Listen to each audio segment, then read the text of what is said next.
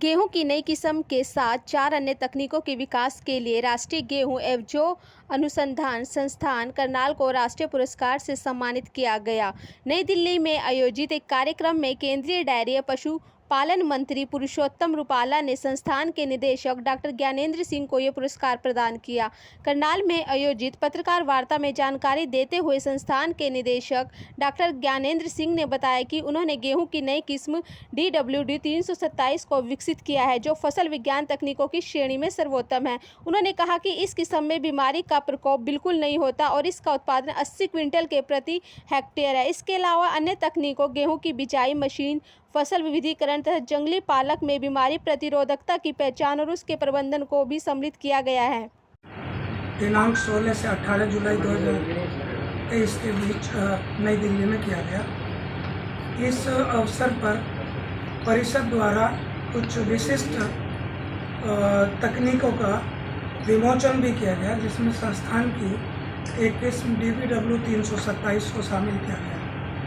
संस्थान का निदेशक होने के नाते मुझे यह बताते हुए काफ़ी हर्ष हो रहा है कि जो किस्म परिषद ने आइडेंटिफाई की है वो बहुत ही प्रॉमिसिंग है और किसानों में प्रचलित हो चुकी है। पिछले वर्ष हमने इसका कुछ बीज किसानों को दिया था और किसानों ने इस प्रजाति को सराहा है। इसके अलावा 3 और तकनीकें हमारे जो संसाधन प्रबंधन विभाग की ओर से सम्मिलित की गई हैं, उनमें कंजर्वेशन एग्रीकल्चर, वीड मैनेजमेंट और डाइवर्सिफिकेशन को भी इन विशिष्ट तकनीकों में शामिल किया गया है। कुल मिला के संस्थान की 4 तकनीकों को परिषद ने पुरस्कृत किया है और मुझे ये कहते हुए बड़ा हर्ष है कि इस संस्थान की गतिविधियाँ, अनुसंधान और प्रसार को देखते हुए परिषद ने जो हमें सम्मान जो पुरस्कृत किया, उसके लिए मैं परिषद के अध्यक्ष माननीय श्री नरेंद्र सिंह तोमर जी, जो हमारे केंद्रीय कृषि और किसान कल्याण मंत्री हैं, हमारे महानिदेशक डॉक्टर हिमांशु पाठक जी का आभार व्यक्त करता हूं कि उन्होंने संस्थान की गतिविधियों को सराहा और हमें और निरंतर आगे बढ़ने के लिए प्रोत्साहित किया। इसी के साथ साथ संस्थान द्वारा जो सीड पोर्टल का विकास 2020 में कोरोना काल में किया गया था, उसके द्वारा अब तक लगभग 40,000 किसानों को ऑनलाइन रजिस्ट्रेशन करके गेहूँ एवं जौ का बीज उपलब्ध कराया जा चुका है। इस पोर्टल का अनावरण भी प्रमुख तौर पे महानिदेशक महोदय द्वारा किया गया। एक और जो विशिष्ट अवसर हमारे लिए था, वो था जो संस्थान की 6 नई तकनीकें कॉमर्शियल एक्टिविटी के लिए जो हमने जिनका अनावरण कराया है, उसमें 5 प्रजातियां हैं। DBW 370, DBW 371, DBW 372, DBW 316 और DDW कटिया गेहूँ की किस्म है 55। उनका भी लाइसेंसिंग इस बार हम करेंगे। इसके साथ साथ एक और विशेष अवसर हमारे लिए है कि संस्थान ने एक विशेष मशीन जो तैयार की है, जिसका नाम हमने रोटरी डिस्क ड्रिल रखा है, उसको भी हम कॉमर्शियल लाइसेंसिंग के लिए इस बार हम लॉन्च कर रहे हैं।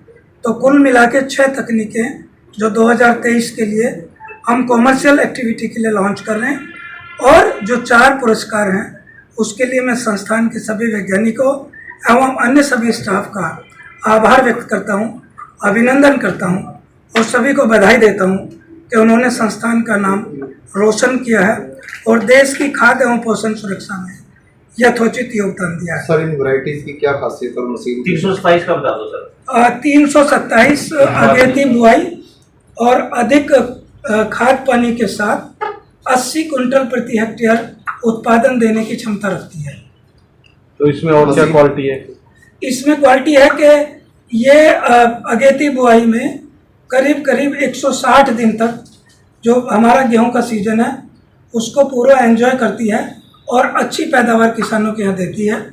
और साथ ही साथ जो मौसम के विपरीत प्रभाव होते हैं, जैसे कभी गर्मी हो, कभी बारिश होगी, कभी ऐसा भी हो सकता है कि थोड़ा सूखे का हो, तो उस असर पे भी इस पर इसका ज़्यादा असर नहीं पड़ेगा। 3 लाख ये पश्चिमी उत्तर मैदानी क्षेत्र जो है, जिसमें हरियाणा, पंजाब, पश्चिमी उत्तर प्रदेश, राजस्थान और दिल्ली को सम्मिलित किया गया, उन राज्यों के लिए। 327 जो वैरायटी इजाद की है संस्थान द्वारा, जी। तो किसने इसमें सम्मानित किया, कौन थे और क्या मिला? इसको सम्मानित किया है माननीय श्री पुरुषोत्तम रूपाला जी, जो केंद्रीय मंत्री हैं एनिमल हस्बेंड्री, डेयरिंग और फिशरीज के। उन्होंने 5 विशिष्ट तकनीकों का पुरस्कार फसल विज्ञान विभाग को दिया, जिसमें हमारी एक प्रजाति शामिल थी। तो इसमें कितने वैज्ञानिकों द्वारा ये इजाद की गई? हमारे यहाँ से लगभग 20 के आसपास इसमें वैज्ञानिक हैं।